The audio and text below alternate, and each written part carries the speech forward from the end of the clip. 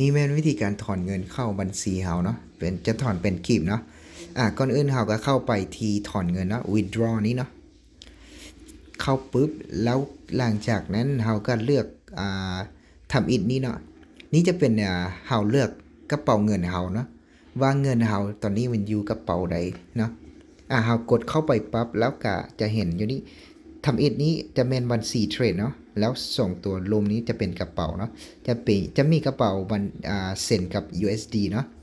แล้วเราก็เลือกว่าเงินเราอยู่กระเป๋าใดเนาะเราเข้าปุ๊บแล้วจะโชว์นี้เนาะว่าอันนี้เป็นเงินเราเนาะอยู่กระเป๋านี้แล้วเราก็มาเลือกลักเนาะลักเป็น withdraw เป็นเงินกีบเนาะแต่ว่าถ้าว่าเราถอนครั้งแรกเนาะเราจะบ่ได้เข้าไปอยู่บอนนี้มันจะบ่โชว์บัญชีเฮาขึ้นมาเนาะบอนนี้เนาะแล้วให้เฮาเข้าไปที่เฮาไม่ติ๊กอยู่ถึงนี้ก่อนแล้วเฮามากดอยู่นี่ถอนครั้งแรกจะบ่เห็นเนาะจะบ่เห็นแบบนี้อันนี้แม่นเฮาเคยถอนแล้วเคยป้อนข้อมูลแล้วมันจะเห็นแบบนี้นะแล้วถ้าว่าเฮาถอนครั้งแรกแล้วเฮาต้องไปเข้าอยู่บอนนี้เนาะเข้าอยู่เฮาไปกดติ๊กอยู่นี่ก่อน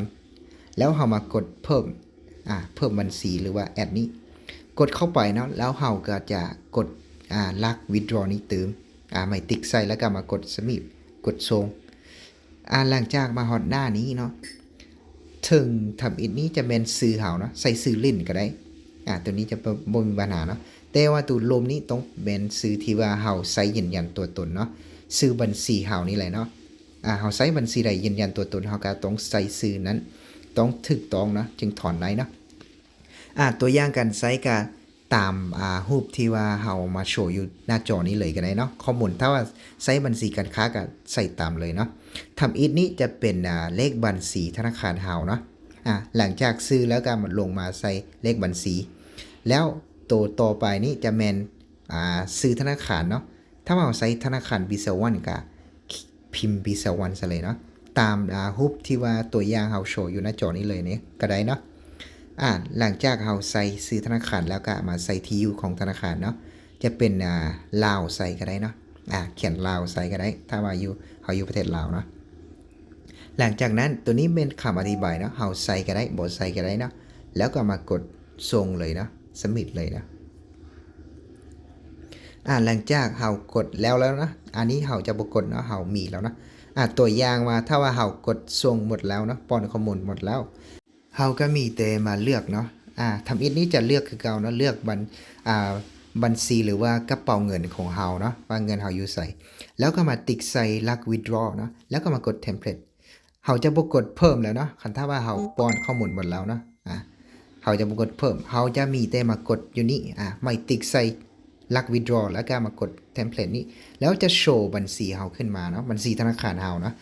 เฮาป้อนแล้วมันจะโชว์อยู่นี่แล้วเฮาก็ถอนก็มีแต่กดเข้าไปนี่เลยเนาะติ๊กเข้าไปเลยเนาะหลังจากนั้นเฮาก็จะเห็นข้อมูลของเฮาเนาะบัญชีของเฮาเนาะโชว์อยู่หน้าจอนี้แล้วเฮาก็มีแต่เบิ่งอีกว่าซื้อนี้ถูกต้องแล้วบ่ซื้อกับเลขบัญชีนี้ถูกต้องแล้วบ่คันถ้าถูกต้องแล้วก็เข้าไปถอนเงินเลยเนาะหลังจากนั้นก็ไปเลือกกระเป๋าเงินของเฮาขึ้นเนาะคันถ้าว่าเฮาบ่ได้เลือกเนาะแล้วเฮาก็มาเลือกกระเป๋าเงินแล้วก็มาพิมพ์จำนวนเงินที่ว่าต้องการถอนอยู่นี่ถ้าว่าเราเลือกเป็นกระเป๋า USD เราก็พิมพ์จำนวนเลข USD ใส่คันถ้าว่าบัญชีเราแม่นเซนเนาะกระเป๋าเซนหรือว่าจำนวนเงินแม่นเซนเราต้องพิมพ์จำนวนเซนใส่เนาะมันจะเป็นตัวเลขหลายกว่า24นี้จะเป็น 2,400 ประมาณนี้อันนี้แม่นจำนวนกีบที่เราได้รับเนาะ 5,2,100 นี้แล้วเราก็กดส่งนี้แล้วก็สำเร็จเนาะก็ถือว่ารอท่าเงินเข้ากระเป๋าเข้าบัญชีเฮาแล้วมีแต่รอท่าเนาะ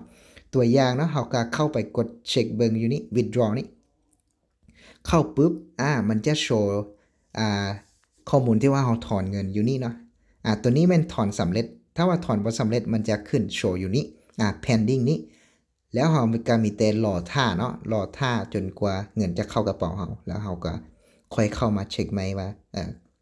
สำเร็จแล้วบ่เนาะอันนี้มันจะโชว์อยู่นี่เนาะว่า pending เนาะถ้าบ่ได้คันถ้าว่าถอนได้มันจะโชว์แบบนี้เนาะ withdraw success เนาะอันนี้ก็มีแต่รอท่าเนาะ